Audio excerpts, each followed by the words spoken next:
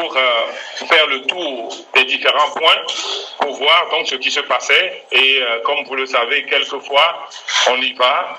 Et s'il y a des grabuges ou etc., on discute avec les chefs de commandement pour voir les ordres qui ont été reçus, pour voir si en temps les ordres avaient été modifiés. Parce qu'en temps, on nous avait dit qu'ils se repliaient en fait. Alors, ils ne se repliaient pas, ils se repositionnaient plutôt. Ce n'était pas un repli. Donc, on a décidé d'aller de visu, constater comment les choses se passaient, voir si les manifestants ont pu se rassembler ou non, si personne n'a été agressé et comment ils se comportaient. Alors, certains de vos amis journalistes ont quitté avec nous et on a pris le boulevard pour arriver à la plage Santa Maria. Donc, quand on est arrivé à Santa Maria, il n'y avait que des femmes. Ils étaient couchés là-bas, mais dans les tenues de manifestation. Dès qu'on était arrivé là-bas, ils étaient venus alors pour saluer Jean-Pierre. C'était au moment exactement où elle venait saluer, où un véhicule de l'usine s'était positionné exactement derrière le dernier véhicule et a commencé par tirer les gaz lacrymogènes. Alors, il y avait les véhicules en ligne. Le véhicule de Natalien était devant nous. Moi, j'étais dans le véhicule de Nicodème. Et derrière nous, il y avait encore deux véhicules, je crois, donc le véhicule de Atou et le véhicule du docteur, du professeur. Donc, ils ont tiré le premier projectile, mais ils n'ont pas tiré en l'air, ils ont tiré en bout portant. Donc, c'est tombé sur le premier véhicule.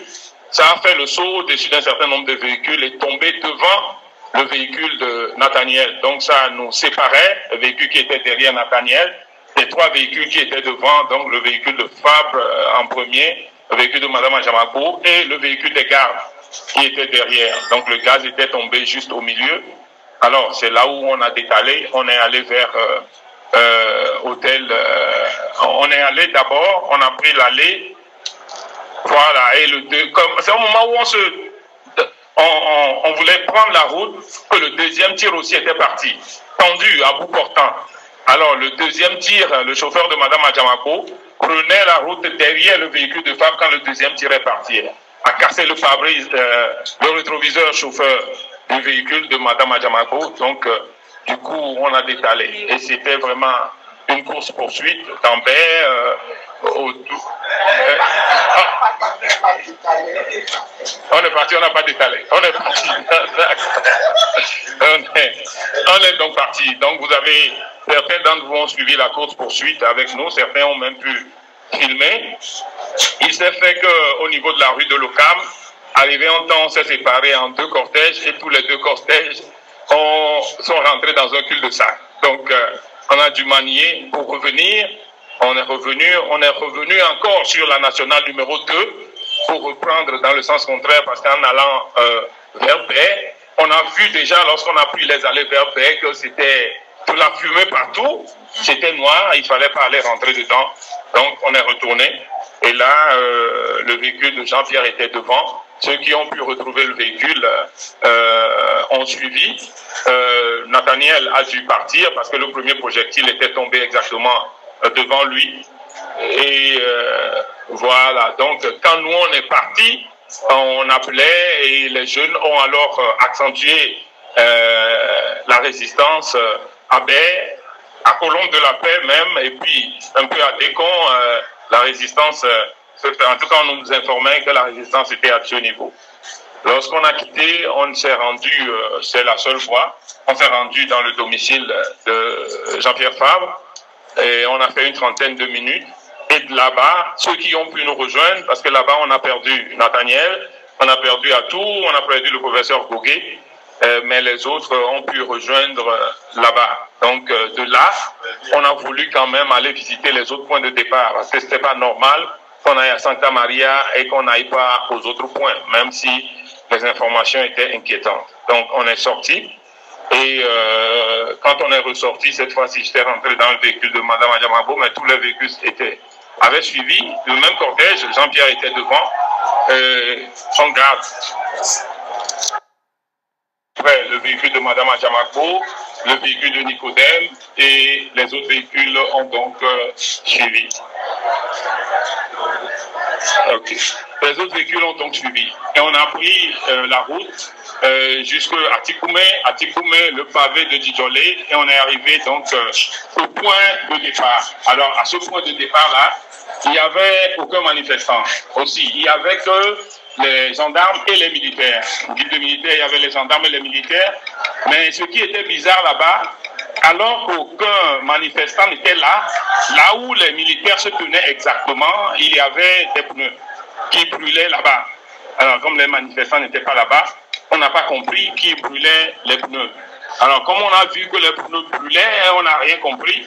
On a pris le dernier allée, là, une route goudronnée, la petite qui va vers les témoins de Jéhovah. Bon, on a vu qu'on était dans un cul-de-sac, on est ressorti de là pour traverser le marché qui est parallèle au pavé pour savoir pouvoir déboucher rapidement. Donc, quand on est passé là, on a rejoint vers Limousine, le goudron là-bas, et on a remarqué qu'il y avait rien, ils ne nous avaient pas poursuivis, comme de l'autre côté. Donc, on a continué pour aller voir Adito Gomez, qui était le dernier point donc, de départ. On a donc pris la limousine douane pour aller finalement passer devant le camp et aller à Adito Gomez. Alors, tous ces détails étaient nécessaires pour savoir comment ils ont procédé.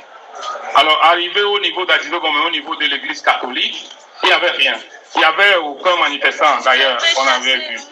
On les a dépassés et au moment d'arriver devant la Pampa, il y avait un grand véhicule des gendarmes, le grand là, et puis il y avait une Jeep. Mais ils étaient descendus, apparemment ils ne savaient pas qu'on devait arriver. C'est au moment où on est passé qu'ils ont commencé par boutonner leur truc rapidement et monter dans le véhicule.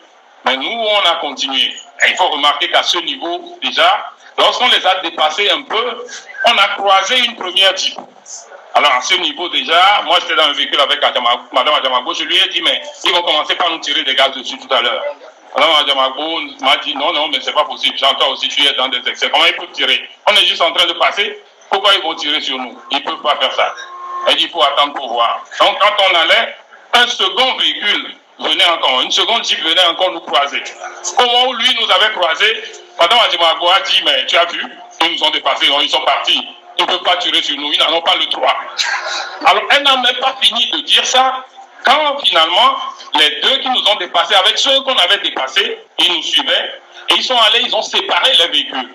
Alors, il y avait le véhicule, comme là-bas on avait repris le devant, il y avait le véhicule d'Adjamago devant, le véhicule de Fabre, le véhicule de Rabia, le véhicule des gardes. À partir de là, ils sont rentrés au milieu, ils ont coupé de l'autre partie du cortège. Et ils ont poursuivi, donc ils ont isolé et ils ont poursuivi.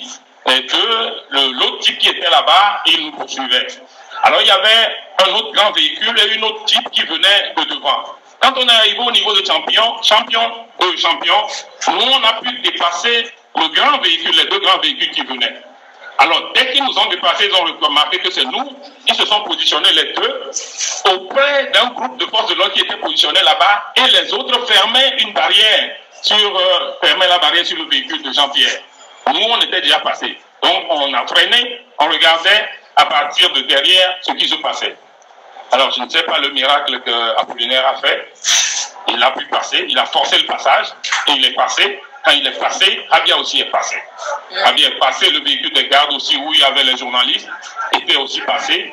Alors, à partir de ce moment-là, alors la poursuite a été vraiment une course de vitesse. Vraiment de vitesse. Il tirait, il poursuivait, il tirait. On était arrivé au niveau de Shell à Dinomoto. Dès qu'on a dépassé Shell à Dinomoto, on ne pouvait plus évoluer parce que c'était bouché. Il y avait une file de véhicules qui venaient de devant, deux autres files qui venaient dans le sens contraire. Il n'y avait plus de passage. On ne pouvait pas passer. Alors, le véhicule de Mme Adjamago a dû forcer le passage avec des klaxons pour trouver une voie pour rentrer dedans. Alors, la débandade a fait que ça a bloqué les trois autres véhicules. Donc, Jean-Pierre, Rabia et le véhicule des gardes. Alors, eux, ils sont venus, ils ont contourné les gens, ils ont encerclé ces véhicules-là et ils ont sauté, ils sont tombés de leur véhicule avec leurs armes où ils tiraient les gaz à point. Alors, les gardes aussi, les gardes se battaient, ils essayaient de les repousser aussi. Et quand ils sont descendus, les Jean-Pierre étaient bloqués. Alors, dès qu'ils sont descendus, avec les coches de leur véhicule, ils ont commencé par casser les pare-brises. de leur véhicule. Au moment où ils cassaient avec les forces de pare-brise, il y a certains qui se positionnaient comme pour tirer sur les gens dans le véhicule. Nous, on était derrière, donc on ne pouvait plus évoluer. On ne pouvait pas les laisser évoluer. Même s'est arrêté, et nous, de derrière, on regardait la scène qui se passait. Mais heureusement, au moment où ils ont cassé les pare-brises de Jean-Pierre, il y a un qui était descendu et qui était en position au moment où on cassait. On finit de se casser pour pouvoir tirer. Mais heureusement, le véhicule qui était devant notre véhicule de même, c'est un taxi, qui a pu déborder, on ne sait pas comment il a fait, et c'est lui qui a frôlé le militaire qui est là, et il est tombé. Du coup, il n'a plus pu tirer sur Jean-Pierre. Au moment où il est tombé, Apollinaire a dégainé, on ne sait pas comment il a fait, mais là, moi-même, je ne sais plus comment il a fait. Par miracle, il s'est retrouvé devant nous plutôt, et il a pris vers le pavé de Tonou, et les autres ont suivi. Alors, arrivé au rond-point de Tonou, on a trouvé qu'être toujours ensemble comme ça, c'était trop facile pour eux. Il fallait essayer de prendre des routes différentes pour pouvoir leur poser un peu de difficulté. Alors, nous, on a continué par le pavé, et Jean-Pierre et les autres ont pris par la ruelle qui passe devant la maison des Pipi, là-bas. Donc, il y a un seul véhicule qui est venu dans notre sens, mais tous les autres, les trois autres, ont poursuivi le véhicule de Jean-Pierre. Donc, c'est là où on s'est séparés. Et nous tous, on s'est un peu mis à l'abri. Un peu, voilà ce que nous avons subi. Donc, les vitres de véhicules de Fabre et de Rabia ont été cassées. Voilà un peu le bilan de la journée. Alors, à Lomé aussi, on nous signale une arrestation. Maintenant, Zongo. Zongo, c'était depuis le matin. C'était d'empêcher en fait les gens, comme ils se déplaçaient, d'arriver au point des trois arrestations, dont une femme qui apparemment devait être grièvement blessée, devait être dans un état très blessé. Donc, ils ont été... Ça, c'est au niveau d'Agoué, ça. Ceux qui ont pu passer jusque vers le centre d'Agoué, c'est là où il y a eu les trois arrestations, et une femme. Au niveau de Zongo même, il y a eu un blessé à Zongo. Voilà un peu le bilan que nous avons reçu de... Ok. Mais après, on me dit, les droits de l'homme ont fait un bilan total de 25 blessés sur la journée. Donc, je crois qu'il faut compléter par rapport aux chiffres que nous avons reçus. Voilà un peu le bilan de la journée d'aujourd'hui.